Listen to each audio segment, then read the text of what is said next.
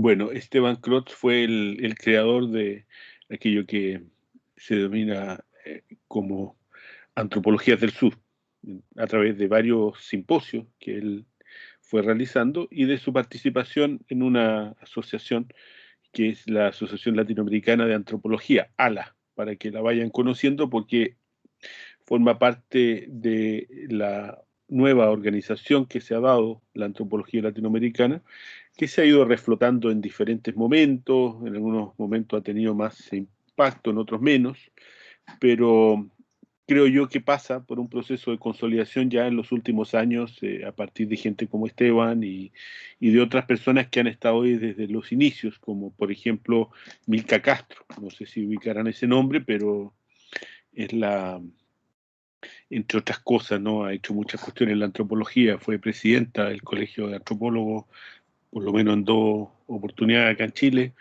eh, ha trabajado con derechos humanos y es la pareja, esposa de Miguel Bahamonde, entonces, experta en antropología rural, en la cuestión andina. Ella ha sido y es todavía parte fundamental de lo que es la Asociación Latinoamericana de Antropología, donde, insisto, en el último tiempo se han ido consolidando, incluso eh, haciendo una especie de potenciamiento de las asociaciones de antropólogos y antropólogas de, de todos los países, intentando por que el ALA sea de una u otra manera un conjunto de no solo de antropólogos y antropólogas que se asocian a ALA y que participan de sus congresos, sino también sea el conjunto de las asociaciones gremiales o sociedades científicas que existen en los países y que trabajan con antropología. Entonces, hay un vínculo muy directo hoy día entre lo que es el ALA y los colegios profesionales, en este caso el Colegio de Antropólogos y Antropólogas que hay en Chile. Cuando se titulen, sería interesante que se pudieran inscribir en el Colegio de Antropólogos y Antropólogas. Este año hubo un problema que se ha mantenido quizás a lo largo de mucho tiempo, pero hubo un quiebre en la directiva. Se había presentado una directiva por primera vez muy joven y liderada por mujeres que tenían un protagonismo bastante especial y que incluso cuestionaron desde el inicio el nombre de Colegio de Antropólogos y la idea es que fuera Colegio de Antropólogos y Antropólogas, que eso quedara explícito. Y hicieron varias cosas, pero les duró como un año y poco, y luego de eso, por conflicto interno, a mi entender, con antiguas facciones del colegio, de la dirección del colegio, que están ahí en la directiva por el sistema de elección, no se pudo, renunciaron. Entonces, todo lo bueno que se había conseguido. Ahora, de todas maneras, quedó gente buena y quizás están intentando paliar el cisma que se produjo al interior. Pero bueno, eso era un poco a modo de introducción. Como yo les planteé, vamos a ir presentando antecedentes todo el rato. Si bien este curso no es de antropología en Chile, vamos a ir presentando todo el rato antecedentes de la antropología chilena porque es, eh, es parte de la antropología latinoamericana y podríamos decir que tiene tanto todos sus vicios como sus virtudes en lo que es su ejecución. Bueno, el caso de Crotz, entonces yo lo mencionaba, Esteban Crotz, porque es un mexicano, nacido en Alemania, pero desde muy chiquito criado en México, y que ha impulsado esta perspectiva latinoamericana. Yo diría que él es uno de los primeros que lo manifiesta de manera clara, si bien hay muchos antecedentes. Por ejemplo, este año se va a celebrar un aniversario, no me acuerdo cuál, de la Declaración de Barbados, que es un momento importante para la antropología, ya hablaremos de eso, porque seguramente van a haber algunos seminarios o algunas actividades que se van a realizar. Esos son antecedentes, evidentemente, previos a Esteban Crotz, pero el nombre específico de Antropologías del Sur, que en parte tiene que ver con este curso, tiene que ver con la revista que tenemos, es un derivado de los trabajos que hizo eh, Esteban Crotz. Entonces vamos a ver una presentación sobre un texto de él donde hace el manifiesto de lo que podría ser y el análisis y la presentación de lo que podría ser estas características de las antropologías del sur, tomando en consideración un modelo que es un modelo que yo aprendí porque tuve clases, como les dije, con Cardoso Oliveira, que él lo plantea en algún momento, brasileño, en donde establece esta estructura eh, de lo que vendría a ser una matriz de la antropología, una matriz de la antropología que es eh, el conjunto de paradigmas o de teorías que organizan la disciplina y que se han dado de manera histórica y se han dado también a través de en diferentes países y eso, como vimos, estaba vinculado a una matriz colonialista. Por lo tanto, la antropología apareció en países que tenían un desarrollo colonial importante. Estamos hablando de, sobre todo, Francia, Inglaterra y luego Estados Unidos. Y esas vendrían siendo las antropologías centrales. Y en cada una de esas antropologías centrales habían teorías y paradigmas que se desarrollaron, como por ejemplo el funcionalismo, que ya lo conocimos, el evolucionismo antes, el racionalismo francés o estructuralismo, las corrientes postmodernas, el culturalismo norteamericano antes, con todas las líneas que viene Boas, qué sé yo. Y, y luego de eso vienen también lo que son las antropologías periféricas, que en un principio la idea, como yo lo planteaba la sesión pasada, es que reproducen en parte este artefacto cultural creado desde Europa y potenciado desde Estados Unidos, que es la antropología. Y a esas formas antropológicas que no son las centrales se llama antropologías periféricas. Entonces, valiéndose de ese modelo y de otro modelo que también se potencia un poco a partir de una teoría de un señor que se llama Guillermo Fil Batalla, que es mexicano y que es el modelo del control cultural, es que Esteban Cruz va a construir esta argumentación que nos va a presentar ahora. ¿Por qué hablo del modelo del control cultural? Porque es un modelo que presentó Guillermo Fil Batalla para referirse en algún momento a los procesos de descolonización que están viviendo los pueblos indígenas, y era un modelo también que expresaba la relación o una manera de entender la relación entre los pueblos indígenas y las sociedades envolventes, en este caso los pueblos, las naciones latinoamericanas como México, Chile, Argentina, qué sé yo, y, y con el, bueno, y también involucraba en algún momento todo lo que es la expansión europea en América y el impacto que había tenido. Y lo que hace Guillermo Fil Batalla es establecer un modelo que se llama el modelo del control cultural, que es un modelo que apunta a lo que él llama la descolonización o la autonomía. Y esa descolonización y la autonomía están marcadas por el hecho de que los pueblos que fueron dominados por el colonialismo, intentan o han intentado mantener el control de los elementos culturales que ellos consideran propios. Y eso te marca un punto de inflexión en relación a las teorías, por ejemplo, culturalistas que hablaban de la aculturación, eh, sobre todo las norteamericanas, en el sentido de que este modelo de control cultural, si bien apunta a que hay elementos que se pierden, como estaría marcado en la aculturación, la pérdida de la cultura, si bien está mal entendido el término, pero bueno, eso ya lo explicaremos, eh, apunta que de hecho que si bien hay cosas que se pierden, hay otras cosas que se readecúan, hay otras con las cuales se resiste, hay otras que cambian de sentido, hay elementos que son innovados a partir de lo que llega, porque lo que importa acá es el control cultural, lo que importa es cómo tú utilizas un artefacto de una determinada manera. No importa que ese artefacto haya tenido, porque todos los pueblos se relacionan, el origen en otro pueblo. Si nosotros entendemos que todos los pueblos se relacionan entre sí, no es raro que algunos elementos de unos pueblos que tengan cierta eficacia pasen a conformar parte de la cultura del otro. Y ahí tendríamos que preguntarnos cuál es el momento en que ese elemento que es externo o es foráneo pasa realmente a constituir parte de tu cultura y ya no es un elemento foráneo. Eh, eh, no sé si es un asunto de tiempo, con una cantidad de años en que ese elemento esté formando parte de tu cultura, o es un asunto de el poder que tú tienes. Bonfil apunta a lo que él llama el control cultural de los elementos culturales que se consideran propios, y habla del poder de decisión, y el poder de decisión tiene a su vez que ver con el uso, y no solo con el uso, sino también con la posibilidad de crear ese elemento de manera autónoma, y de reinterpretarlo y de utilizarlo para tus fines propios.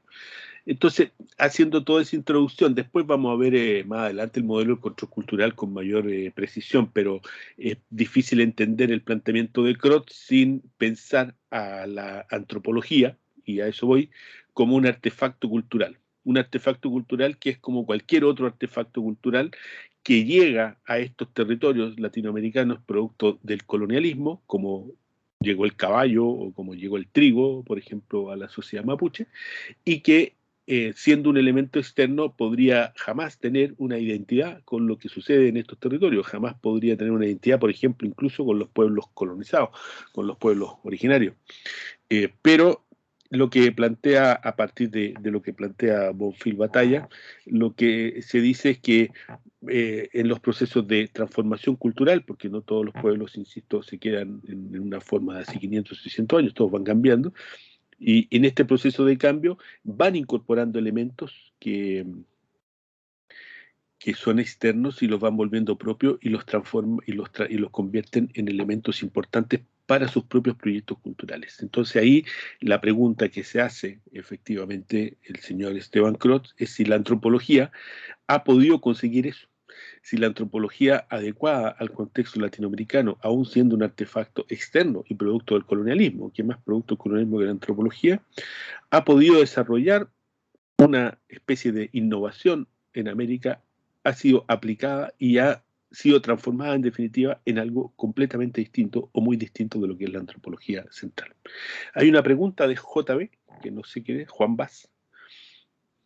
Profe, soy Jesús. Lo que pasa es que una compañera me comenta que no puede acceder a Teams porque no está agregada.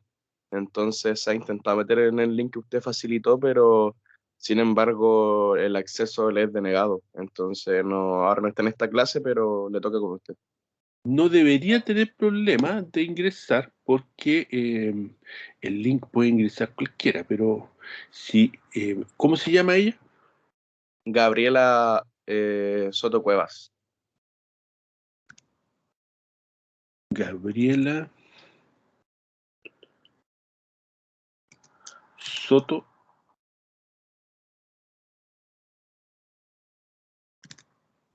Oye, Jesús, creo que tenéis que decirle que se meta desde el Teams con su correo institucional. Creo que puede ser eso. Claro, no me aparece como Gabriela Soto, quizás ella no está en el Teams, pero si yo tuviera su correo, se lo puedo compartir al correo de ella, porque no me aparece invitar a unirse a algún miembro, me dice, y yo intento invitarla y no me aparece en los participantes, que Claro. incluso que no están acá. No sé si tendrá otro correo. Gabriela González, ¿cuál es el segundo nombre de ella? Abigail. Abi- Abigail Cuevas me aparece. Gabriela Esa, Abigail. Ah, entonces no era Soto, era Cuevas. que me confundo. Ya, Pero por eso no me parecía. Ya, ahí yo le mandé la invitación y debería poder incorporarse. ya, profe, muchas gracias. Y ya, ya. Eso, entonces, eso con Esteban Crosto. Entonces, voy a pasar a compartir la pantalla y vamos a... No sé si tienen alguna consulta de lo que he planteado hasta ahora. ¿Les queda claro el tema de la adecuación del elemento cultural externo? ¿Coinciden con eso o les parece algo muy barbárico o no lo entienden o no lo pueden bajar? ¿Alguien me podría dar un ejemplo de lo que sería la adecuación? Pues yo no he dado ninguno precisamente para hacerles la pregunta. La adecuación de un elemento externo y que se transforma en definitiva en propio.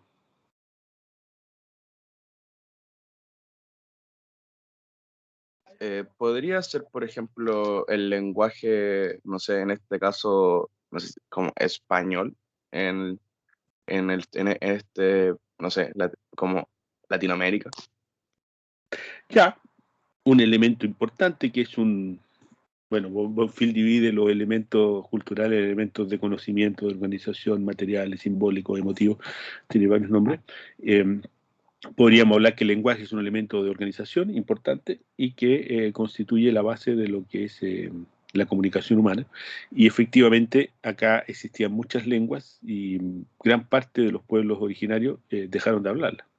Y América Latina se ha constituido como uno de los espacios en donde se ha desarrollado la lengua castellana, incluso más allá de las perspectivas de las potencialidades que estaban originadas en Europa.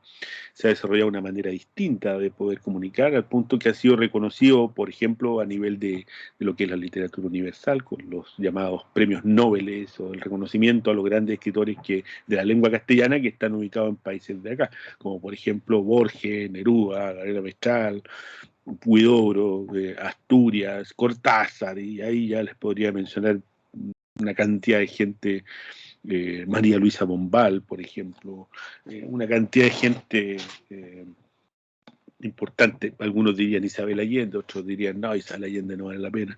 Pero bueno, entonces sí, es muy buen ejemplo y se puede ocupar incluso para criticar el colonialismo, ¿no? Se podría decir eso. Cuando algo ya forma parte de tu esencia, forma parte de tu formación, forma parte de lo que eres y no lo puedes dejar de lado, yo creo que eso también es un gran indicador de que el elemento cultural fue incorporado. Ahora, sigue teniendo el origen de que es una lengua impuesta, sí, pero con el paso del tiempo esa lengua impuesta se ha ido transformando en algo que puede ayudarte a, a potenciar tus propios proyectos, incluso eh, en contra de lo que organiza el sistema colonial. Sí, es un buen ejemplo. ¿Alguien más? ¿Otro ejemplo? Por el otro lado podrían ser el sistema político, que no es algo impuesto, sino que fue una construcción también, que se adecua y se toma desde el foráneo, pero se hace propio, y se adecua a través de elementos culturales propios. Ya podríamos llamar, para no llamarle, porque el sistema político es muy amplio, pues podríamos decir el sistema democrático, las repúblicas, sí, se adecúan a partir de, es toda una evolución, y de hecho ese proceso de adecuación de lo que es la democracia nace en un contexto especial, que es Atenas, Grecia, en determinados momentos, y luego sufre una cantidad de transformaciones enormes para llegar a ser lo que es hoy día, entre medio con la Revolución Francesa, con Estados Unidos, con una forma de pensar lo político que es bien particular y, y, que evidentemente no es universal, ¿no?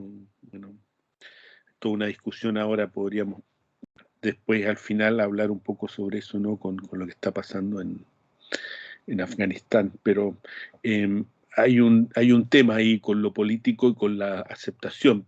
Pienso en Afganistán porque es un lugar en donde al parecer no han querido incorporar este elemento occidental llamado democracia, lo que implica muchas cosas.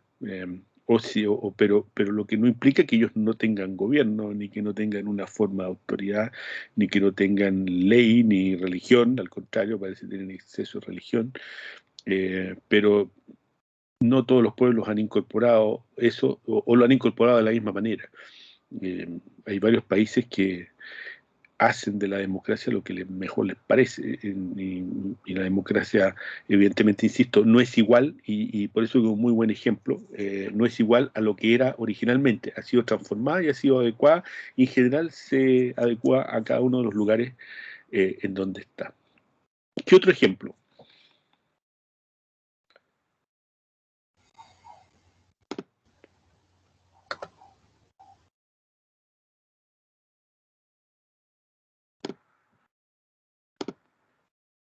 La cosmovisión religiosa. Ya, todo lo que implica, ¿están viendo la presentación? Sí, ¿no? Sí, profe, sí se Sí, ve. pero Sí, todo lo que implica la religión es un tema bien particular y de hecho, nuevamente, la cuestión de los talibanes. Clifford Geertz, que lo deben conocer, tiene un libro muy bonito. Mira, si estiro la mano, alcanzó el libro.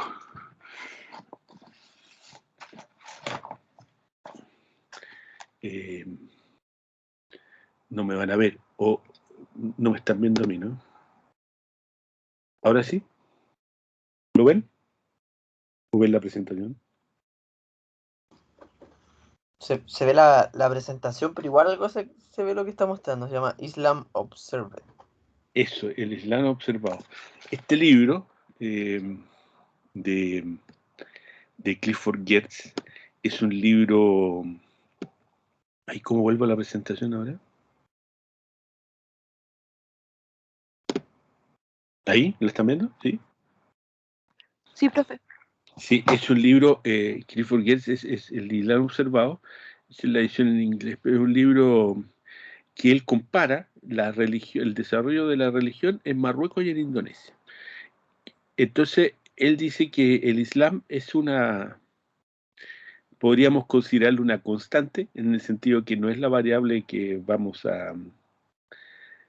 que va a incidir en la observación de las diferencias cuando él observa el Islam va a ser la constante y la variable va a ser las características culturales que tienen cada uno de esos países que inciden en entender el islamismo de una manera distinta. Entonces, y esa manera distinta tiene que ver con con las estructuras sociales previas y formas de entender el mundo y la cultura, al fin y al cabo, previas que existen en esos lugares. Entonces, es muy bueno el tema de la religión. Después voy a ir al ejemplo, partí por por el Islam, porque está hoy día con el tema de los talibanes, está ahí en escena, ¿no? Eh, Él dice, el Islam aplicado a culturas distintas va a resultar en un Islam distinto. El Islam no es, o sea, es lo constante. Se supone que hay una historia del Islam, hay un Mahoma, tanto esto, eso, pero en la medida en que esto va llegando y va interactuando con con las razones y raíces culturales que existen en países muy distintos, porque el Islam también, al igual que el cristianismo, es una religión de expansión. Entonces va y viaja por distintas culturas. De hecho, llega a parte de la India, bueno, a Pakistán, llega a Indonesia, a distintos lugares. Y entonces, lo que hace Geertz es colocar énfasis, y eso podríamos pensar nosotros el caso de los talibanes, porque en definitiva, y ahí hay varias razones, la versión del Islam de los talibanes o la de Nigeria, por ejemplo, se vuelven tan rudas y tan potentemente contrarias a, por ejemplo, aquello que se ha denominado el conjunto de derechos esenciales de los humanos, y entre ellos lo que más ha sido destacado en el último día, el tema de los derechos de la mujer, incluso a caminar en la calle, ¿no? Es una cosa, o de estudiar en la universidad. Muchas de ustedes no podrían estar estudiando en la universidad si estuvieran en Talibania. Eh, entonces, pero la pregunta que hay que hacer, si pensando esto que se renovó, porque los talibanes ya habían sido famosos el año 96, cuando dinamitaron los Budas, y que es cuando se vuelven famosos en el mundo entero. La pregunta es, ¿qué sucede en Afganistán para que el Islam sea como es allá? ¿Qué sucede para que año tras año vayan apareciendo estos sujetos que al parecer tienen alguna base de apoyo popular, porque si no, no podrían controlar un país, y, y que impongan las razones de lo que ellos consideran una moral alta, sustentada en los principios verdaderos que llaman del Islam? Cuando en verdad, como ya sabemos, y es lo que yo estoy intentando explicar, es que el Islam se puede interpretar sus principios verdaderos de muchas formas. Y cuando viene alguien y lo interpreta de esa manera, hay que preguntarse cuál es la base, qué es lo que hay ahí, qué es lo que hay en ese lugar que hace que el Islam sea así. Y podría ir con la misma línea a pensar en la gran variedad, por ejemplo, de formas cristianas, católicas, apostólicas, romanas que existen a lo largo del planeta y especialmente en América Latina. O sea, si nosotros fuéramos fieles alguna doctrina del cristianismo más tradicional, sería casi imposible aceptar como cristianas algunas prácticas como las que suceden en la zona mazateca, en México, en que para entrar en contacto con Dios y con Jesús, tú lo que tienes que hacer es consumir hongos alucinógenos. Entonces, eso es parte de la experiencia cristiana, como también en la zona maya es parte de la experiencia cristiana el entrar a una iglesia en donde no hay sillas, donde no hay bancas, no hay altar, no hay un cura, sino que hay un montón de gente sentada en el piso, en círculos, y que están haciendo, entre otras cosas, limpiezas con huevos y sacrificios de gallinas. Y eso es religión católica apostólica romana. Tiene, una de las cosas que tiene el cristianismo es su facilidad para ir, dentro de su tradición llamada ecuménica, ir incorporando los elementos de las tradiciones con las cuales se contacta y, por así decirlo, en un proceso de manipulación, irlas incorporando. Y ahí tenemos una perspectiva doble, porque por un lado podríamos decir que es una manera más fina de la imposición de un elemento cultural externo que sigue siendo el predominante, pero por otro lado también podrían pensarlo como la resistencia cultural de las sociedades a las cuales que se enfrentan con el cristianismo y con el proceso de expansión de Occidente que viene con ello, eh, y que a través de distintos mecanismos intentan salvaguardar sus formas culturales previas. Y el mejor ejemplo de eso podría ser la vigencia de la Pachamama, como una divinidad importante, pero sobrevivida, o sea, sobreviviendo hasta la actualidad disfrazada de Virgen María o muchas otras formas religiosas de los pueblos originarios que se traslaparon a la religión católica, pero que están ahí. Están ahí insisto, uno se pregunta, ¿como manipulación desde la religión católica o como resistencia desde abajo? Desde un lenguaje de los subalternos, nosotros deberíamos tender a reconocer el hecho de que hay algo de agencia por parte de los dominados para poder incidir en que finalmente lo que ellos pensaban y vivían antes de la llegada del cristianismo en parte se mantiene hasta hoy, y que tú sigues mirando a la Virgen y los católicos y el cura ve a la Virgen y ellos ven a la Pachamama. Y hacían iglesias, y en las iglesias pintaban, por ejemplo, en Cariquima, unos monitos, unos chiquititos que estaban por ahí, y esos tenían que ver con la Pachamama también, tenían que ver con deidades, con divinidades andinas. eh, Cómo se va traslapando, ¿no? Las cosas, y se van mezclando y se van produciendo lo que se llama sincretismo, que es una de las formas de entender la mezcla cultural desde el punto de vista de lo religioso. Eh, entonces, el tema de la cosmovisión efectivamente es un muy buen tema también en esta línea. Así que no, buenos ejemplos, me parece que entendieron bastante bien. Yo tengo un ejemplo mucho más trivial y que lo voy a dar ahora, y que es el del completo. Conocen los completos, un pan con una salchicha adentro. Bueno, eso viene de una tradición europea. El pan y el cerdo se trabajaba en distintos países. Tiene una base muy fuerte de Alemania. eh, Toda la tradición de charcutería alemana. De hecho, en Chile nos llega a través de dos vías, ¿no? Nos llega a través de la vía alemana, por la colonización alemana, por lo tanto hay una presencia de tradición de salchichas y esas cosas acá que se ve en el uso cotidiano. Nadie podría decir que nosotros dependemos del origen de la salchicha para hacer salchichas, ¿no? En Chile hace rato que se independizó de eso y lo utiliza de manera autónoma. Y el completo en particular es esta salchicha en un pan más alargado que va a tener su gran desarrollo e impacto mundial en Estados Unidos.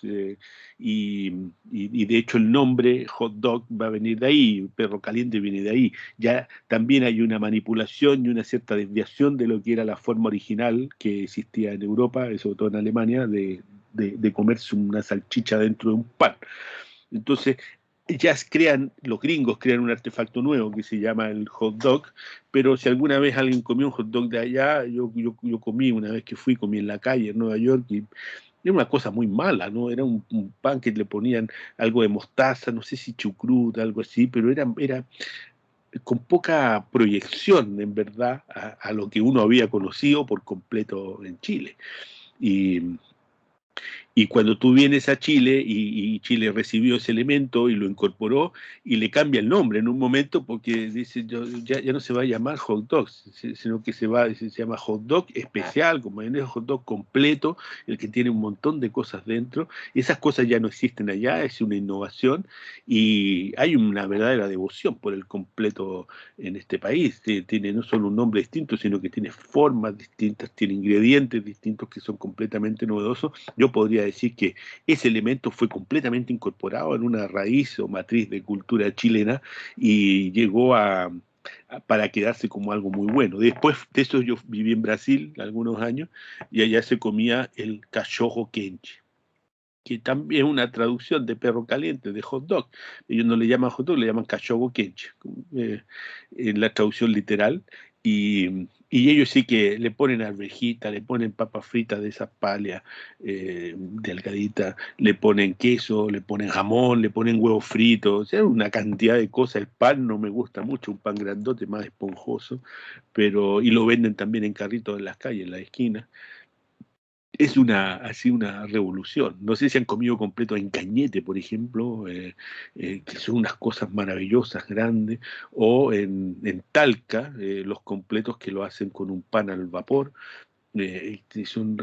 Cada lugar expresa su propia identidad en este elemento que fue incorporado y transformado en algo completamente nuevo. Bueno, a eso vamos con estos elementos culturales incorporados que llegaron a través de procesos de dominación, pero que en definitiva forman parte hoy día de la perspectiva de la forma de entender novedosa el mundo. Bueno, eso. Vamos a la antropología. Entonces, volviendo a la misma discusión, ¿no? Este es el texto de Crot, la producción de la antropología en el sur, lo podrán encontrar en internet, características, perspectivas e interrogantes. Habla que los contactos culturales son tan antiguos como las culturas mismas y bueno, ahí está toda la discusión sobre la diversidad cultural y el contacto cultural, si el contacto cultural potencia la diversidad o elimina la diversidad. Es una discusión bizantina en verdad, porque no hace ninguna de las dos cosas, ¿no? Por un lado, evidentemente hace que los pueblos se vuelvan más parecidos en algunos sentidos, pero el que llegue algo y se imponga no necesariamente va a terminar con que tú seas más parecido al otro. De hecho, el Islam, en términos de su gran dispersión y su interacción con culturas distintas, es otra demostración de eso, ¿no? No tenemos un solo Islam, tenemos muchas formas de hacer el Islam. Vista así, dice, la antropología es también un artefacto cultural, yo creo que eso es lo base. Lo que hace Crotz, y tomando un poco de referencia a Bonfil y a Cardoso, es que va a asemejar la antropología como artefacto cultural de conocimiento y qué sé yo, a un completo, ¿no? Entonces dice, ya, la antropología también llega como llegaron los completos. Bueno, lo de la semejanza con los completos lo digo yo, no lo dice Crotz, pero bueno, podría decir con otra cosa de allá. El, el- lo, ha- eh, lo hacemos semejante al completo. Entonces, la antropología es un artefacto cultural de una clase particular, reciente en la historia de la humanidad, no tiene más de 150 años, no sé, 200 años, con más, si le diéramos mucho, 200 años, pero no tiene 200 años, que nace en una civilización determinada o en un conjunto de civilizaciones o de países determinados y en una época específica, que es la Europa y con sus anexos, tanto algo en Rusia, sobre todo Estados Unidos, y que se va a consolidar en el último tercio del siglo pasado. Eh, Siglo pasado se refiere al siglo XIX, no siglo XX. El establecimiento de la antropología como disciplina se produce entonces en el entrecruzamiento de muchos procesos, y sobre todo de dos procesos nunca antes vistos, y que son la expansión a escala planetaria de una sola civilización, que es la que se llama civilización occidental, que se conjuga con nacionalismo y militarismo, piensen aquí en lo que plantea Quijano, ¿no? en sus textos, a la que se le junta también la misión cristiana y una lógica de construcción racista para poder organizar lo que son la producción económica, porque todo esto tiene el trasfondo de búsqueda capitalista de mercado y de materias primas para producir y controlar y generar riqueza, ¿no? Eso es lo que está en este modelo de, de producción que establece diferencias, no porque cree las diferencias existen previamente, pero es distinto a decir que existen distintos pueblos en África, como efectivamente existen, a que yo establezca una nueva categoría y le llame a todos ellos negros, y que esa categoría me va a servir para establecer un sistema de dominación que va a involucrar a todos aquellos que yo voy a llamar como negros y que son muy distintos entre sí, que tienen culturas distintas entre sí, de las cuales yo me estoy haciendo la obviedad. Ahí yo estoy inventando una categoría de la dominación. No es porque invente a las tribus africanas existían previo al capitalismo, igual que los pueblos indígenas de América. Pero cuando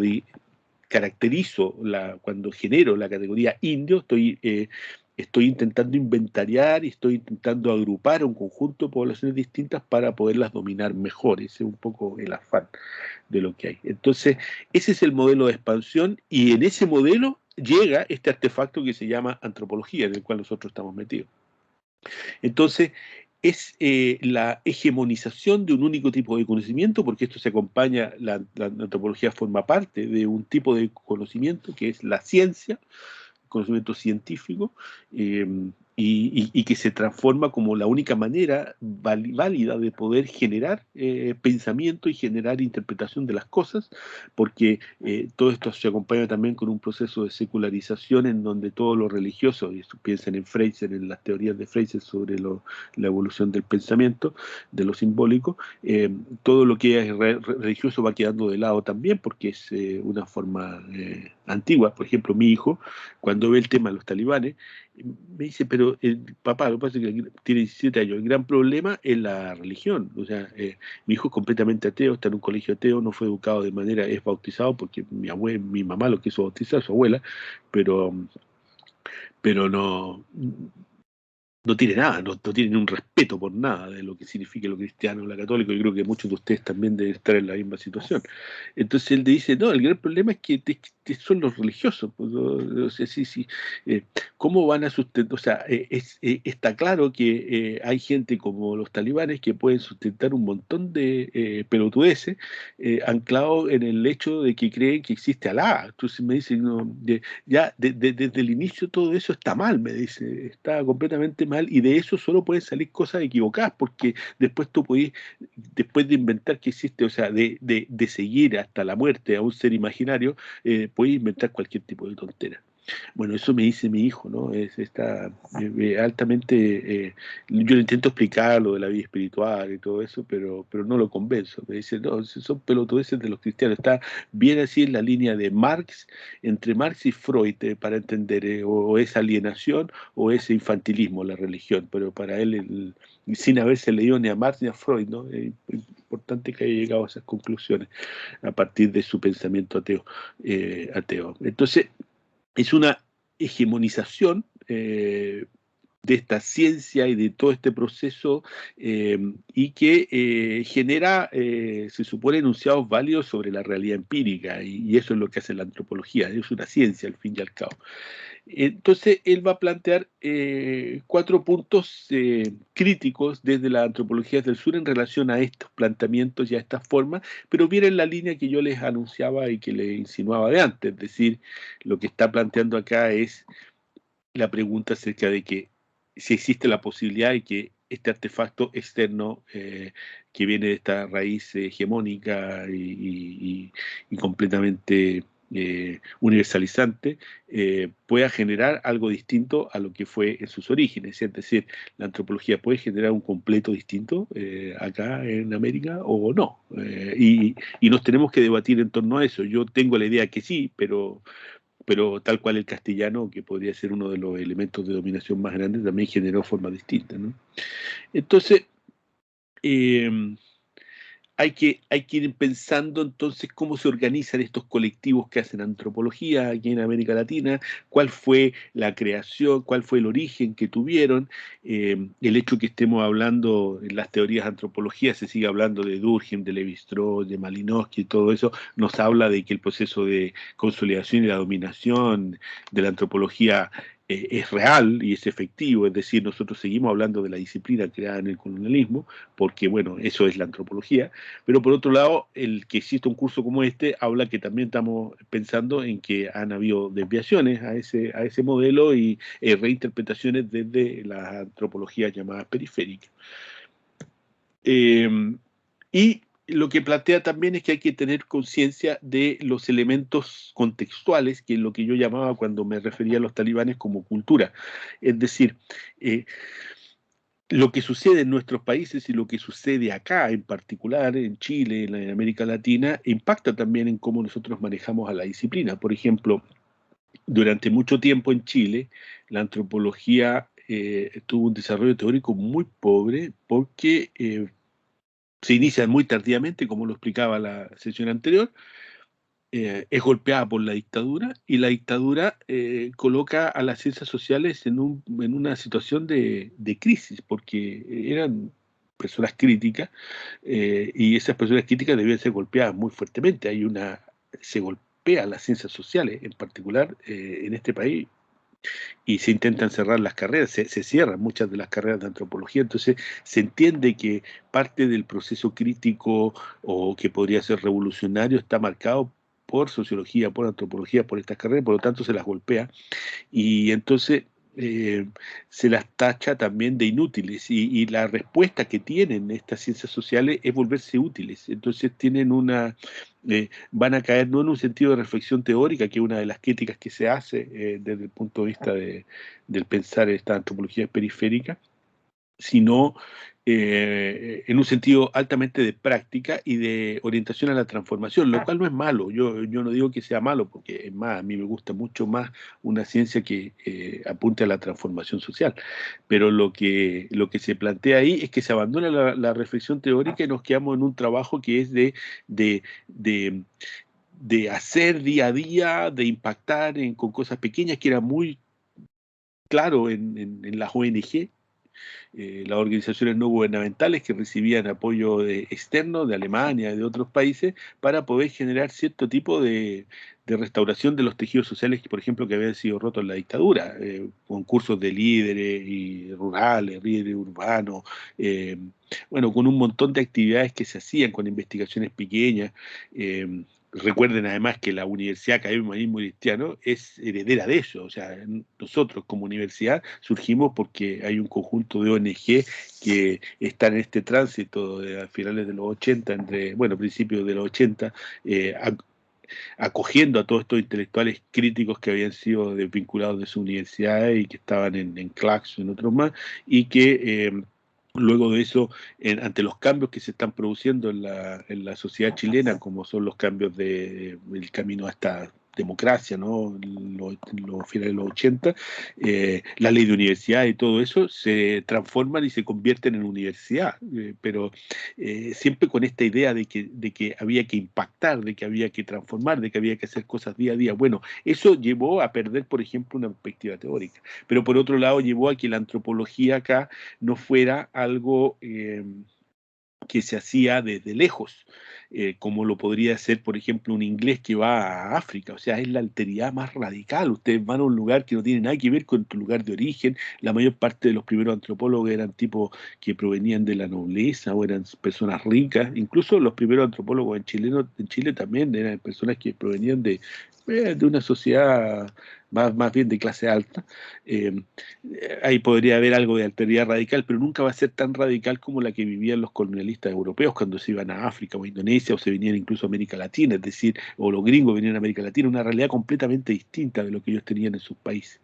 Entonces, eso también cambia, porque acá después empezamos a hacer antropología, pero muchos de los que estudian antropología hoy día y de los que han ido estudiando con los años, son personas que ya no provienen ni de la aristocracia, ni de la nobleza, ni son ricos, son personas comunes y corrientes. Y eso va cambiando también la dinámica en cómo tú entiendes la construcción del conocimiento y cómo te acercas a las personas, cómo construyes epistemológicamente la relación con los otros y con las otras, con los otros pueblos. Entonces eso es algo que se da en América Latina y no se da en Europa.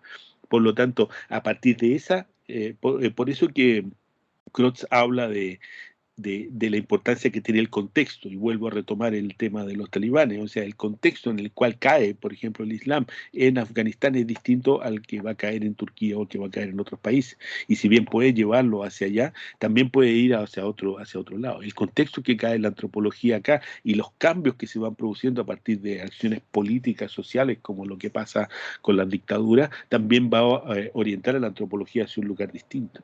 De hecho, yo tenía, o sea, sigo manteniendo la idea que la antropología tiene que servir para algo, pero me acuerdo que una vez un arqueólogo, un amigo con el cual sigo trabajando, Pancho Gallardo, me decía, bueno, pero ¿quién dijo que la antropología tenía que servir para algo? O sea, tiene que pensar la realidad, está hecho para eso también, pero de que tenga que servir para cambiar las cosas directamente quizás no es el punto, o quizás no sea solo eso lo que hay que hacer, también hay que hacerlo, creo yo, pero quizás no sea solo eso. Bueno, entonces, en esta dinámica argumentativa de debate científico es que, insisto, no se puede desconocer el origen noratlántico de la disciplina, y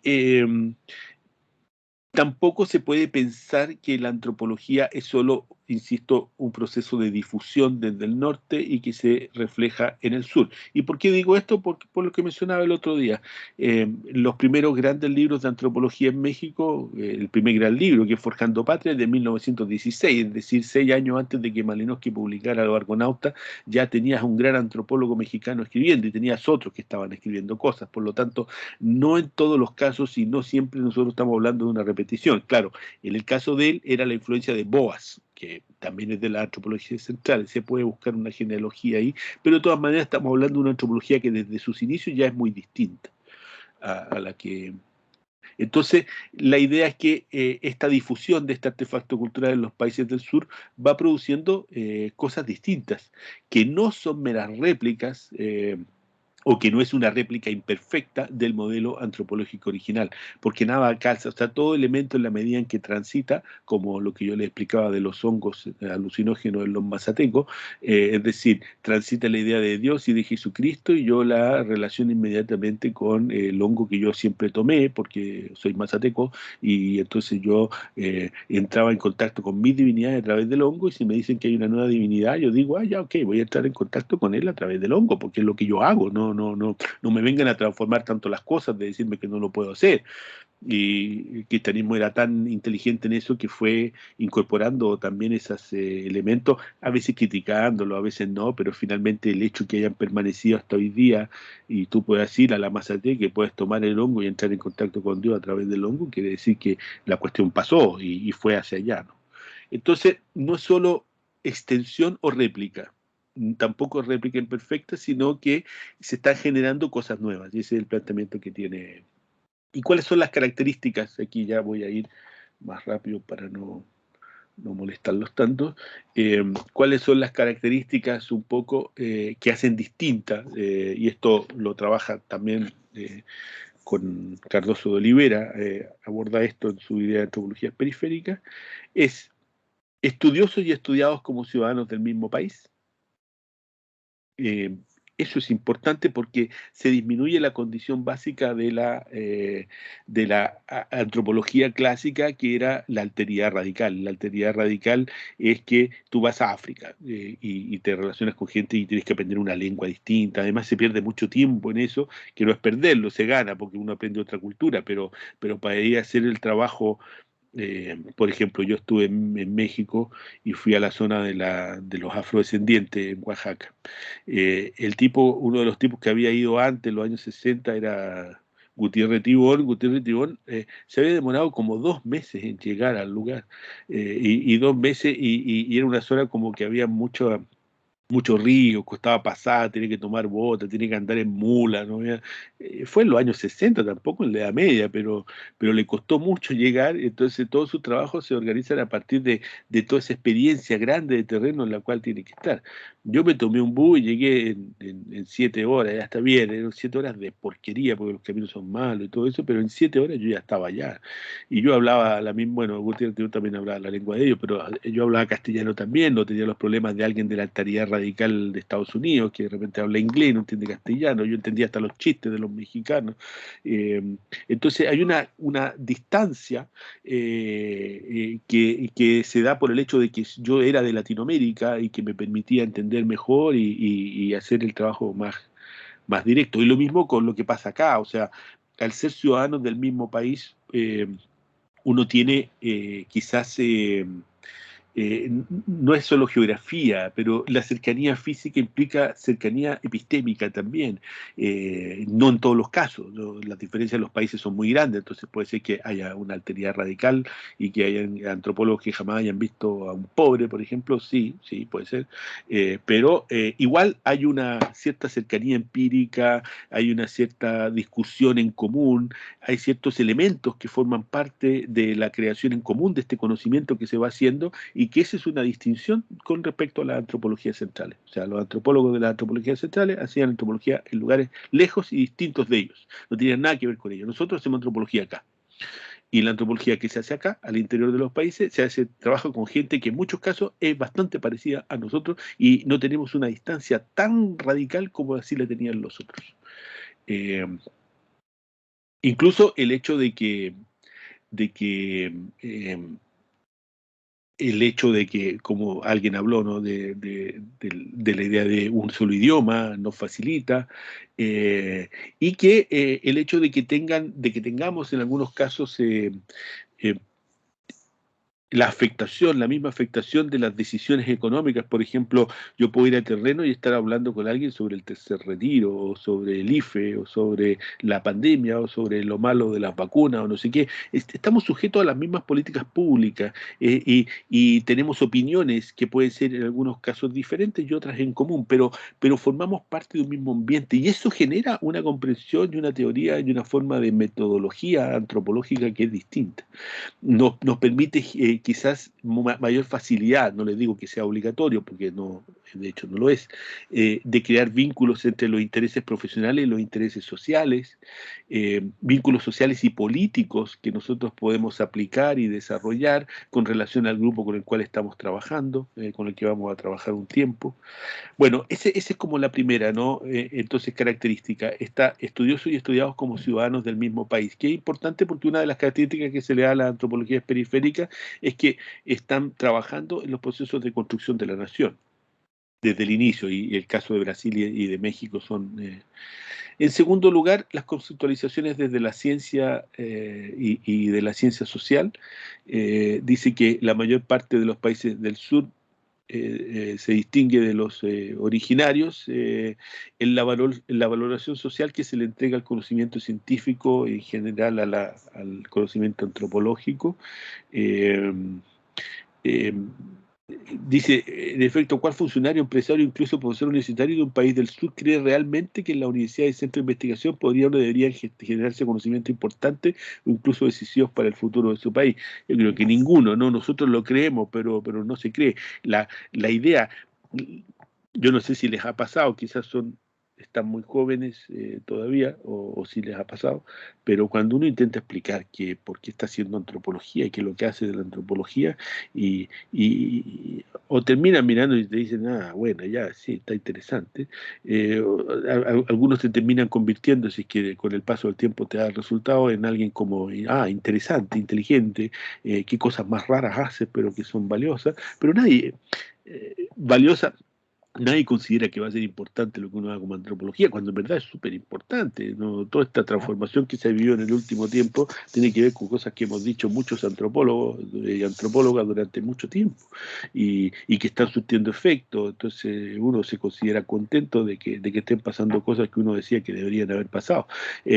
Pero en general no haya una opinión de la antropología, sí hay más bien una minusvaloración de lo que es la ciencia y lo que es la antropología, y por lo mismo el estatus social de los investigadores científicos y de los antropólogos en el sur, de las antropólogas, no es muy bueno. O sea, cuesta vivir de la antropología, sí, pero cuesta sobre todo tener una valoración en que piensen que lo que dicen los antropólogos y las antropólogas es importante. Hoy día, en un contexto de cambio, por ejemplo, tú puedes ver a Martín Correa, historiador, porque esto se aplica a otras disciplinas también, a Raúl Molina, a Fernando Pairicán, presentando, por ejemplo, en la Comisión de Derechos Humanos de la Convención Constituyente sobre la historia del pueblo mapuche, pero eso hasta hace muy poco tiempo era impensado, estaba circunscrito a ciertas comisiones que se hacían, como la que dirigió el PP de la Comisión de Verdad Histórica y Nuevo Trato, pero sin una valoración. Quizás hoy día están cambiando un poco las cosas. En el momento en que escribió Crotz era muy claro que los antropólogos no tenían un lugar de prestigio. Lo habían tenido en México, ¿eh? Yo creo que lo habían tenido, pero se había perdido con los años, se había perdido sobre todo después del año 68 en adelante, con las transformaciones de la sociedad mexicana hacia una situación mucho más autoritaria, y no dictatorial, porque era una democracia y el partido institucional estaba ahí vigente, pero hacia algo.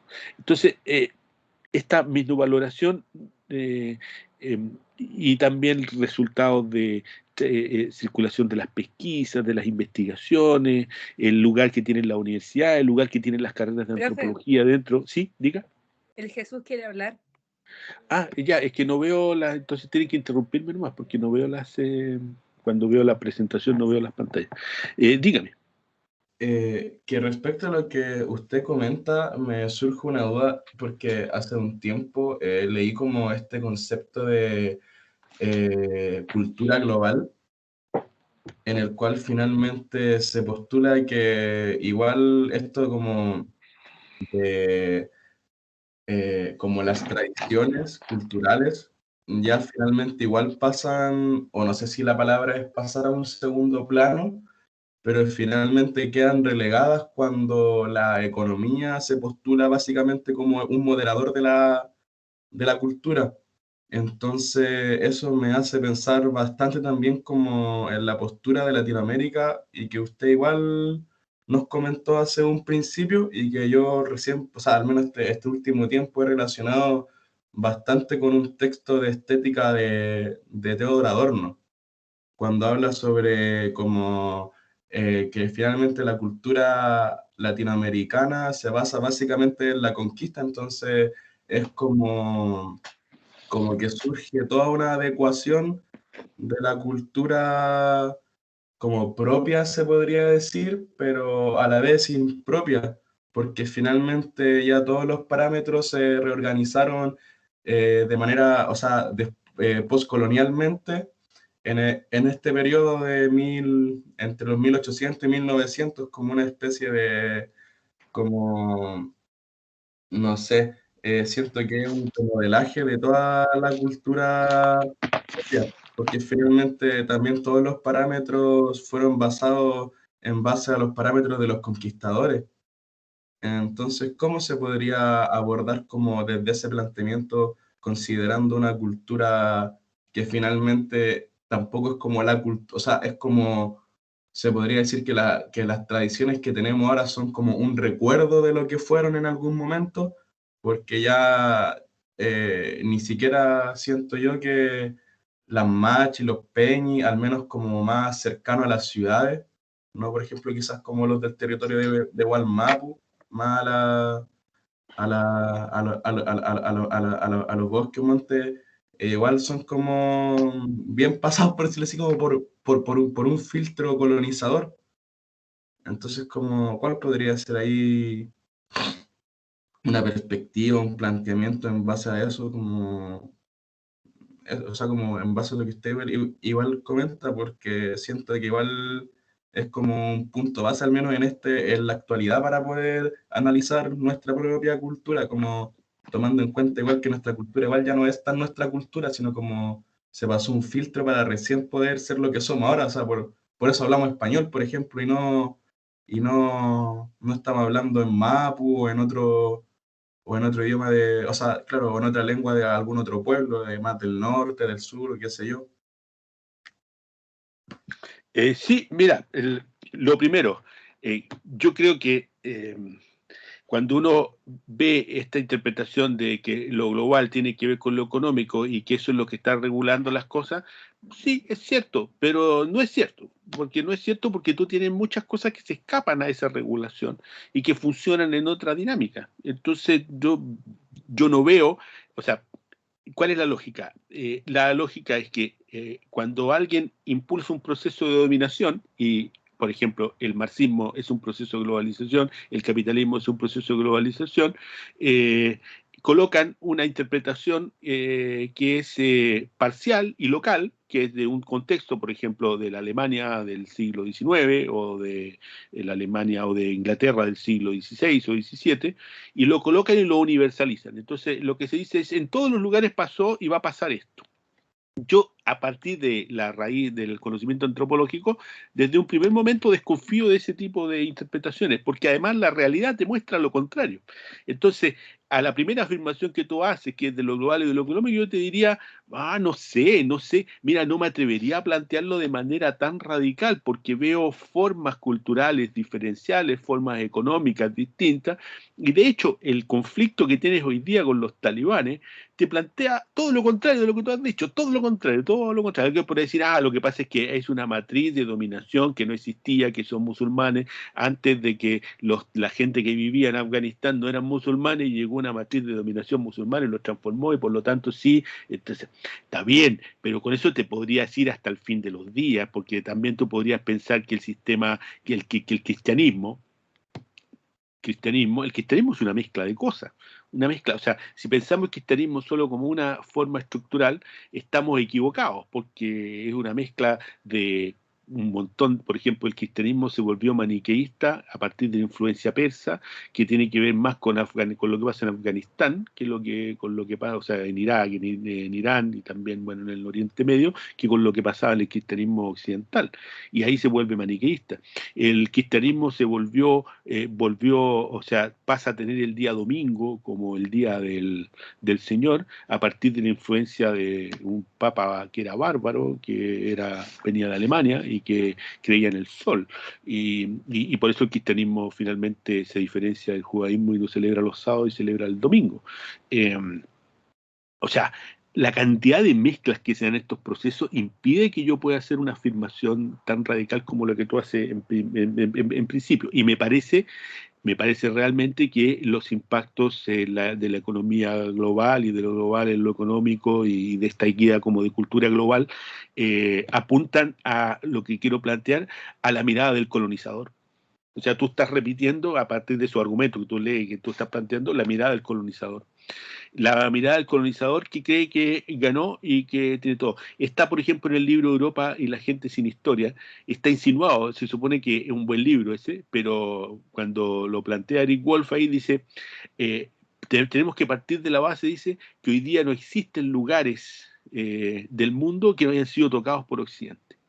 Esa afirmación es una afirmación que es, por un lado, podría ser cierta y nosotros la podríamos asumir, pero por otro lado yo no sé cuál es la profundidad que tiene, más allá de una declaración de principio, porque en verdad conozco un montón de lugares, y eso que yo no me muevo por muchos lugares del mundo, conozco un montón de lugares que no han sido tocados en cierta manera por Occidente. Entonces, ¿qué implica el hecho de que hayan sido tocados por Occidente? ¿Implica que se acabó todo? ¿Implica que se cambió? ¿Implica que hay una sola forma cultural que a partir de las relaciones se está imponiendo y que vamos a ser todos iguales? No, lo que yo estoy planteando y lo que planteo a partir de este modelo que estamos viendo de la antropología es que a pesar de todo eso se van generando raíces distintas. O sea, cuando el cristianismo llegó a España, surgió un cristianismo distinto porque había gente en España que eran distintas. Cuando el islamismo llega a Afganistán va a surgir un islamismo distinto, porque hay raíces culturales. Tú no puedes decir que se elimina la diferencia a partir de estas interrelaciones con otras formas culturales. Y en relación a que todo es de los conquistadores, no, tampoco. O sea, lo que está pasando hoy día, mira, la gran crítica que se le hace a Lisa Loncón es que, y a la Machi, no sé si han visto los memes y todo eso hay uno que salía la doctora Polo con la Machi, ¿no? Con la Machi, no sé si lo vieron, pero que decía, habla en castellano, habla en castellano, habla en castellano. O sea, el solo hecho de que alguien hoy día esté haciendo ese meme es porque está completamente impactado con una situación, y cuando tú dices, es que hoy día es el castellano, mentira, po. No te estoy tratando mentiroso, pero te digo que no es el castellano, porque hay un montón de otras lenguas que se están hablando y que están ahí. Claro, el castellano ha sido dominante, ha sido lengua hegemónica, puedes plantear todo lo que quieras, puedes decir, lo que pasa es que el mapudungún está en desuso. está en desuso, pero en la Asamblea Constituyente de Chile se habla en mapudungún. Entonces, yo te diría, no sé si una lengua en desuso el que se hable en mapudungún. Yo trabajo con las rucas en Santiago, y las rucas en Santiago también hablan mapudungún ahí, y hacen los rituales, hacen un montón de cosas, y yo no sé si están manipulados completamente manipulados. Son personas normales como todos nosotros, pero tienen una manera de entender y de ver el mundo que yo asumo que es distinta, y así está lleno de gente. Y ni siquiera me voy a meter porque Occidente se cree Occidente y se cree la raja y se cree que conquistamos todo. Pero piensa en China, piensa en Japón, piensa en la India. O sea, estamos hablando que Occidente domina todo, está bien, y el modelo económico de Occidente domina todo, ya, está bien, pero resulta que tú tienes a los dos países que tienen juntos la mitad prácticamente de las personas que viven en el mundo.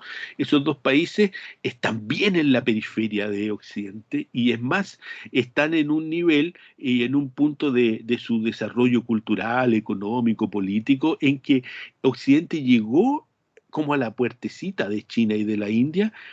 Estuvieron ahí muchos años y resulta que nunca consiguieron entrar mucho más, y China sigue siendo China, como una China que es mezcla de budismo, de marxismo, una mezcla eh,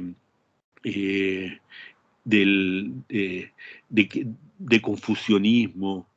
Es una mezcla de tradiciones que se juntaron y que vienen de 3.000, 4.000 años antes, cuando Europa andaban cazando jabalíes, y en China tenían universidades, ¿no? Era una cosa así.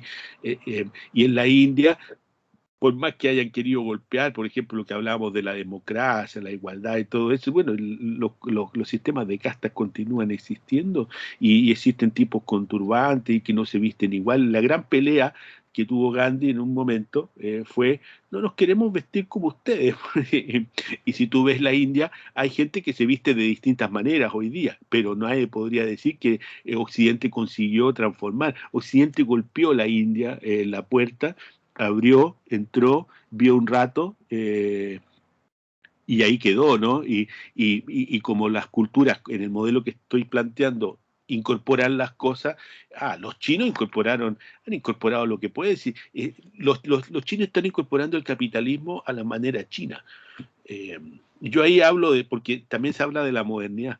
La modernidad estaría imponiéndose y habría llegado a todos lados, sí, pero resulta que en cada lado, al igual que el hongo alucinógeno, se resiste, en cada lado la gente se resiste. Entonces, esa es mi posición, y yo concuerdo y he leído autores un poco en la línea que tú estás planteando, de decir que esto en el fondo se impuso, y se impuso y ya no hay vuelta.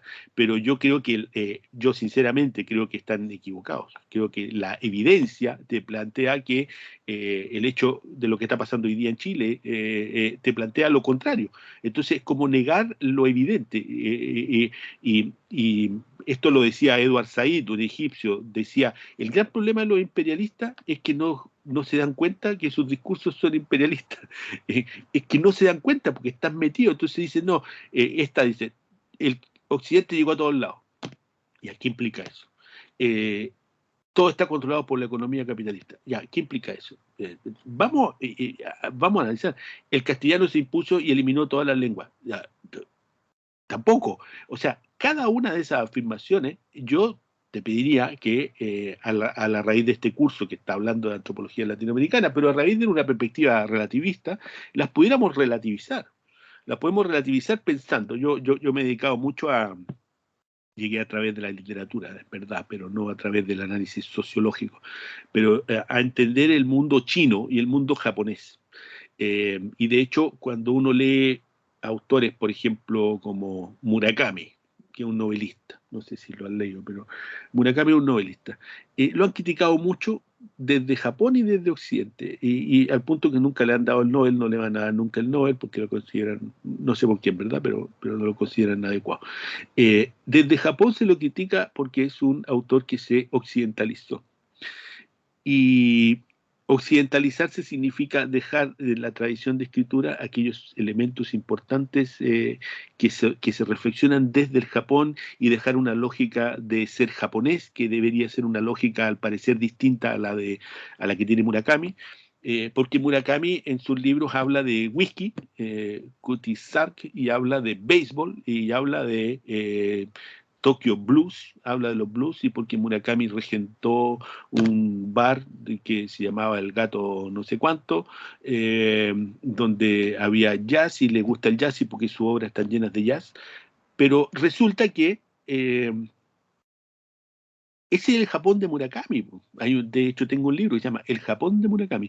Y el Japón de Murakami es un Japón que vivió todas esas cosas. Po. Entonces, si yo quisiera rescatar el punto de vista de Murakami como un sujeto social, yo tendría que decir que es un sujeto confuso, es un sujeto complejo, pero no podría bajo ningún aspecto decir que Murakami es un tipo derrotado y derrocado por el imperialismo norteamericano, porque tiene una visión particular, porque tiene una mezcla de cosas, porque todavía los japoneses aparece de vez en cuando ahí y aparece mezclado, y él tiene una interpretación de la sociedad japonesa y mundial que es distinta. Y lo que yo podría plantear ahí es que la modernidad de los japoneses es una modernidad que va en paralelo a la modernidad occidental, y la modernidad china es una modernidad que va en paralelo a la modernidad occidental. Yo no las puedo colocar, si yo las sigo mirando desde esta idea de lo global es invención del capitalismo y del occidentalismo. Lo global no existe. Lo global, el hecho de pensar que existe una sola hora para el mundo es parte de esta universalización que intenta hacer el capitalismo y que se la repite a sí mismo para confirmar que las cosas son como ellos quieren que sean. Mientras el capitalismo dice, yo llegué a todos lados y nosotros le creemos, efectivamente llegó a todos lados. Pero el asunto es que no es así. La evidencia te dice que no es así. Sino, ¿por qué tener a Elisa Loncón de constituyente? No se entiende. ¿Por qué la Machi sigue hablando en Mapudungún?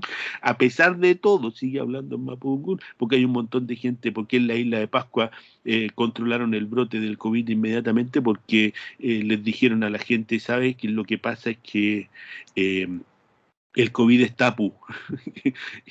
Tapu. Y tapu es una de las categorías más importantes. De hecho, algunos lo mencionan con la categoría de tabú, ¿no? Tapu, tabú. Es una de las categorías más importantes para hablar de algo que es terrible, de algo que está en el margen, algo que debe ser controlado socialmente, algo que afecta tanto a lo social como a lo espiritual, algo que rompe el equilibrio. Y cuando llega el COVID y el gobierno no tiene ninguna posibilidad de ingerir en nada de ninguna cosa de lo que está pasando en la isla, vienen los ancianos y viene el consejo y viene el alcalde y dice, no, mira, tenemos que cuidarnos porque esto es tapu. Y entonces en la raíz polinésica se entiende muy bien lo que es tapu, y no han vuelto a tener ningún caso de COVID ni nada, y la gente respetó todo más que en ningún otro lado. Bueno, había alguien hablando que quería consultar algo, que no veo bien la imagen. Yo Sí. quería opinar algo. Yo me leí un libro de Murakami hace años. Me leí Tokyo Blues, graciosamente. Tokyo Blues. A mi parecer siento que Murakami, como que sus libros como que no estuvieran en Japón. Al menos a mí me da ese como, no sé si es porque uno tiene una idea, una cosmovisión de Japón así como muy tradicional mezclado con moderno, pero es como que estuviéramos, como que cuando leí Tokyo Blues sentí como que no estaba en ninguna parte del mundo en específico. Porque el personaje pasa por tantos lados que es como que ya ni siquiera sabía en qué parte del libro está, y así como que... Entonces, no sé. También pienso que puede ser porque los personajes como que desaparecen mucho lo que uno tradicionalmente piensa de un japonés. Sí, pero lo que pasa es que es por el japonés que tiene en la cabeza, y el japonés que tiene en la cabeza fue construido a su vez por todos estos discursos occidentalizantes que te muestran un japonés que es de una determinada forma, y lo mismo que a un indio de la India de determinada forma. Eh, eh, Murakami está en el Japón real, y si tú ves otros textos de Murakami, a veces se mete con la historia de Japón, a veces se mete con las formas de ser japonesa. Tú ves lo que comen en los libros de Murakami, comen puras comidas japonesas, preciosas, ricas. Y lo mismo en los libros de Moyano, un chino también, puras comidas chinas. Entonces, habría que ir viendo, ¿no? ¿Qué es lo que...? Pero es una pregunta interesante. ¿Qué es lo que hay de japonés en Murakami? Yo te diría que es una pregunta que él mismo se ha hecho y que él la resuelve de la manera más clásica. Dice, yo soy el japonés que soy el japonés que se educó en una universidad, soy el japonés que hizo esto, soy el japonés que hizo otro. Él en un momento escribía en inglés y él decidió, tú sabes, él escribe en japonés. escribe en ideograma, no escribe en inglés. Él escribía en inglés y hasta cierto momento dice no, y vuelve atrás en el sentido de que se supone que debería haber escrito antes en ideograma y luego en inglés. Él empieza a escribir en inglés y después pasa a escribir en japonés. Escribe en japonés. Tengo yo los libros de Murakami, ahí tengo un par de libros que son emblemas nomás, pues no decir para nada, porque no leo japonés, pero tengo un par de libros de Murakami, de los primeros, que son en japonés, escritos en japonés, ¿ya? Y de ahí en adelante decidió que esa iba a ser la lengua con que escribe. Cuando tú ya escribes en japonés, con ideogramas, estás construyendo un mundo que no es traducible. Y efectivamente, Murakami hace el esfuerzo, yo creo, de que sus personajes sean universalizables, pero tiene que ver, aquí voy con esto, tuve la misma sensación que tú, porque me costaba, incluso, déjame el comentario racista, que quizás tú también lo sentías, me costaba entender que los protagonistas de Murakami tuvieran los ojos rasgados y que fueran japoneses. O sea, me los imaginaba como un chileno, como un gringo, me lo imaginaba como gringo porque quizás los conflictos son de ellos. Piensa por ejemplo, lo que plantea una escritora nigeriana que se llama Chimamanda, que yo se las mostré. O sea, Chimamanda tiene toda esta misma construcción que tú hiciste y lo que nos planteaba el compañero antes. Ella se lo cuestiona también y dice, bueno, ¿hasta qué punto nosotros estamos dominados por la dominación?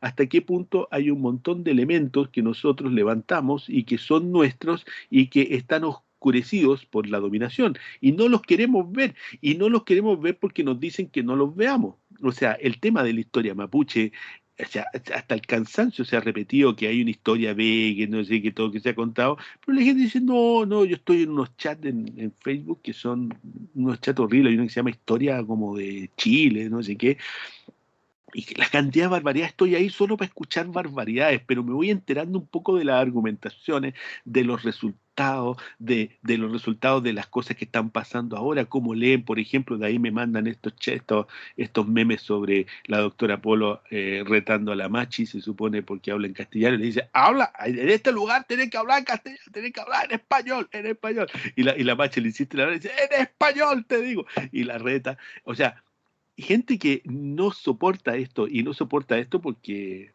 hay una raíz cultural que es distinta. Yo no los voy a convencer, ¿ah? No, mi interés no es convencerlos acá, pero yo ya tengo mi convencimiento y mi convencimiento hace rato es que Occidente cuando ve y cuando levanta esto y cuando la matriz económica se levanta como la única explicación acerca de las diferencias, no, yo creo que se sigue mirando desde la matriz occidental y no se ve las diferencias. Vamos a lo local y en lo local ustedes van a ver las diferencias, ¿no? Si estáis en el discurso general abierto, no hay diferencia. Si te metías a todos los libros de Murakami, vaya a ver las diferencias. Si te lees nuevamente Tokyo Blues, si te imaginas al protagonista con ojos rasgados y pensando en lo japonés que puede tener y buscas lo japonés que está ahí en el texto, vaya a encontrar muchas más cosas de las que están desplegadas.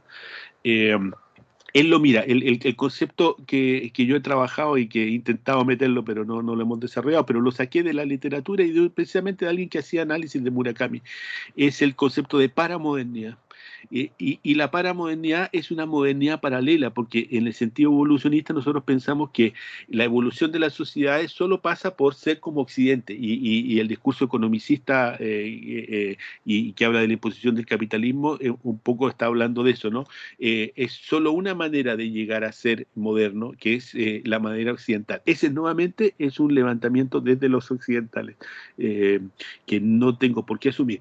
Y lo que hablan estos otros tipos es que cuando hablamos de paramodernidad es una modernidad paralela, es decir, hay gente que fue moderna, hay países, culturas, tradiciones que fueron modernas en paralelo a la modernidad occidente y que siguieron otros caminos de modernidad y por lo tanto tienes otras formas de entender los procesos sociales y culturales, entre ellos, por ejemplo, y yo por eso me baso en estos dos países porque creo que son dos tradiciones que son muy buenas para poder explicar que existen formas paralelas. Pero así como hay una modernidad, una paramodernidad china y una paramodernidad japonesa, También yo creo que tiene una paramodernidad mapuche.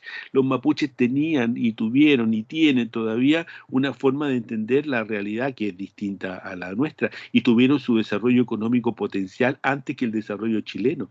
O sea, antes que el desarrollo chileno, los mapuches tenían un desarrollo de su economía que era muy importante a través de los intercambios y del producción de trigo, producción de ganado, intercambio de ganado en una sociedad ganadera importante.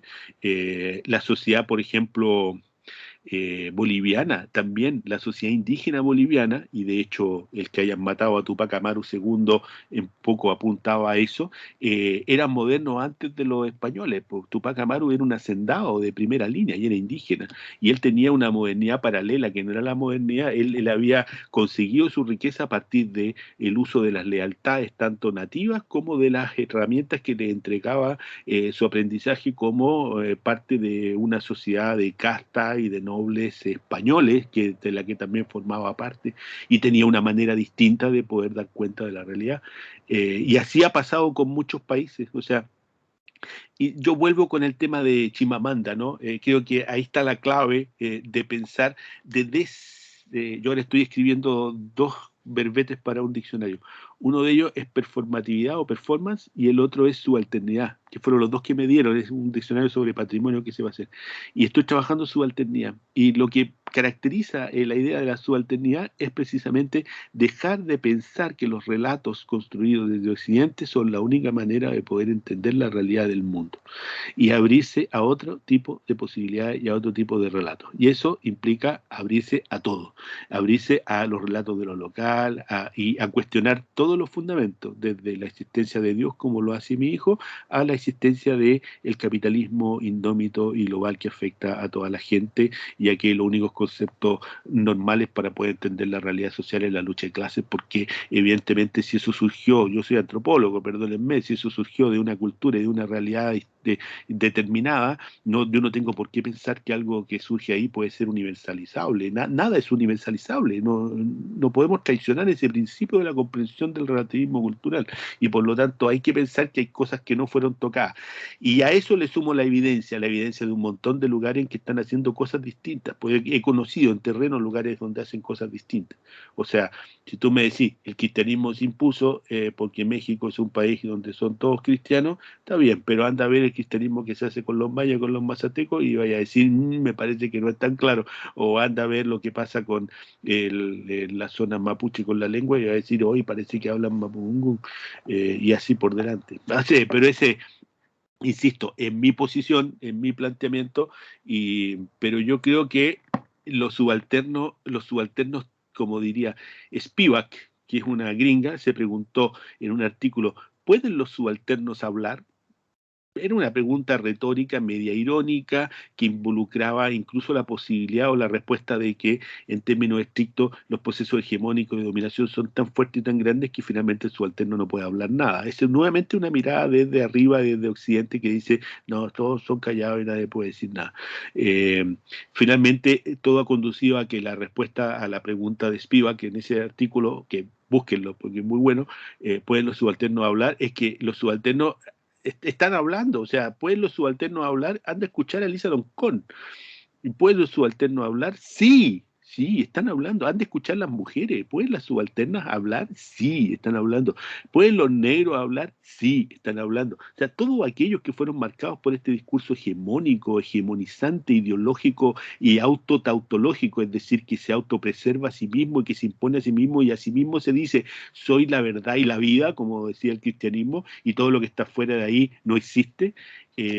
La evidencia lo está dejando de lado, más allá de lo que yo pueda creer o no, es la evidencia. No, alguien me puede decir, pero es que igual la señora Loncón vive en una casa, como me estoy refiriendo al Facebook que yo leo, dice, y le ponen la foto de su casa, ¿no? Y que en Avenida Grecia, una casa grande, entonces dice, esta señora no vive en Ruca, y me lo mandó mi mamá, dice, esta es la Ruca de la señora Loncón, y una tremenda casa, y más encima le ponen la dirección, los canallas. No entender nada, es no entender nada, creo yo, no sé. Pero, no sé si alguien tiene otra opinión, vamos a dejar la presentación aquí a la mitad nomás, pero igual ha sido interesante la discusión. Yo no sé si yo he hablado mucho. si tienen alguna otra opinión al respecto.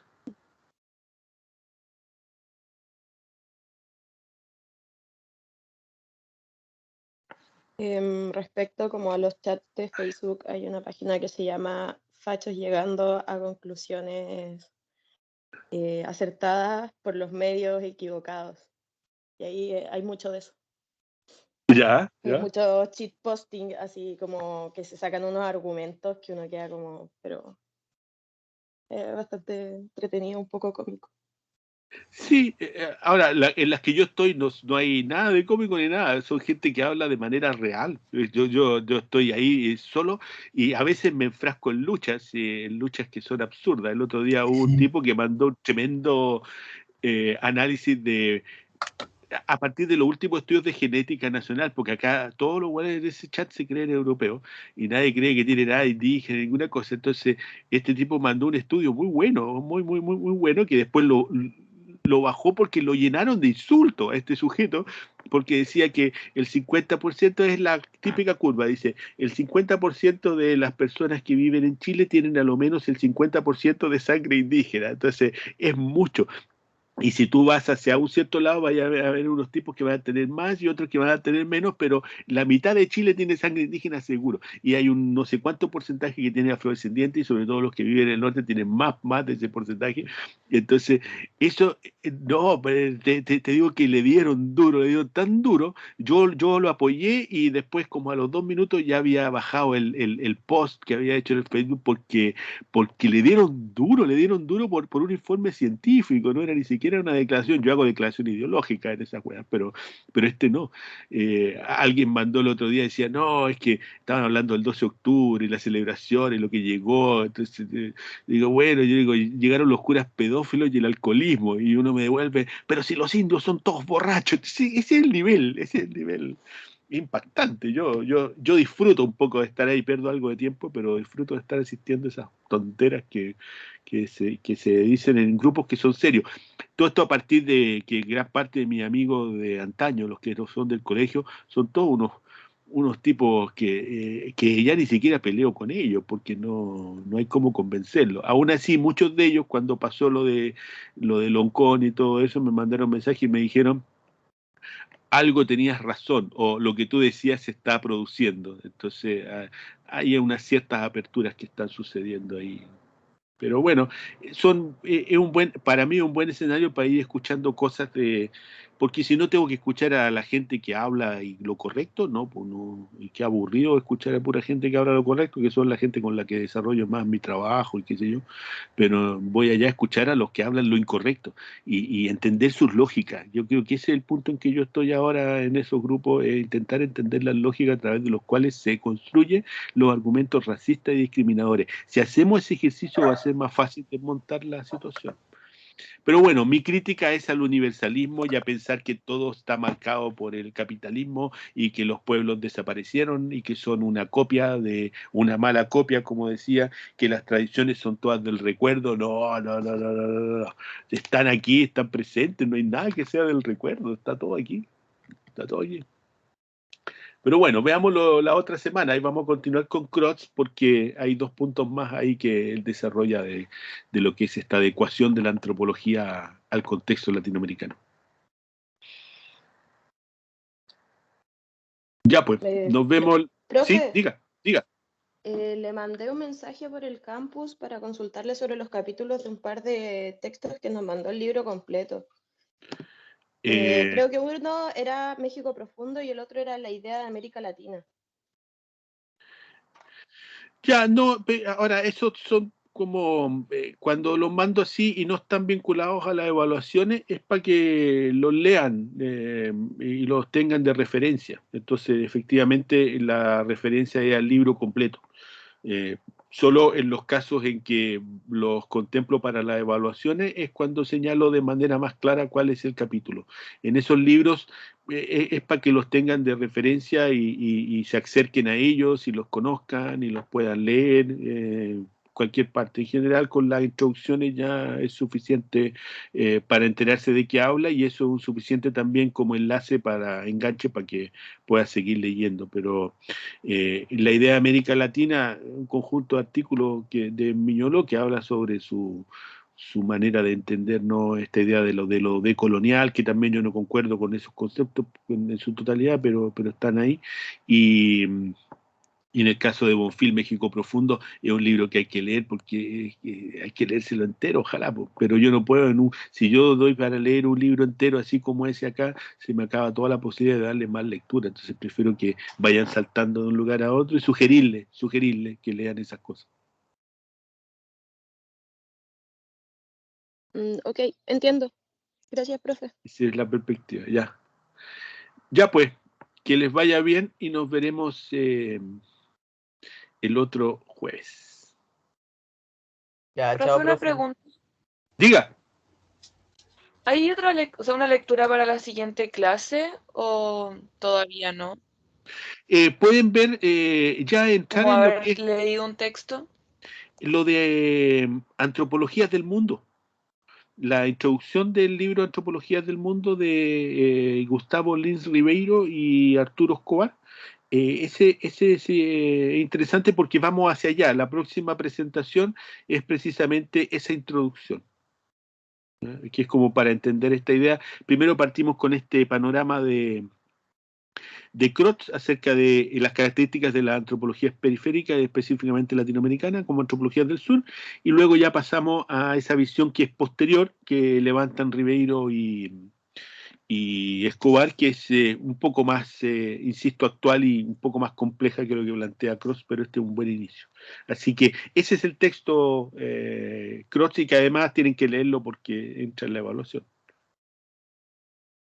El de Ribeiro y Gustavo Lins Ribeiro y Arturo Escobar, la introducción de Antropología del Mundo. Eso. Gracias. Ya pues, nos vemos entonces. Chao, profe, nos vemos. Que estén bien. Chao. Chao, profe, gracias. Gracias. Profe, gracias. Chao, profe. Chao. Que esté bien.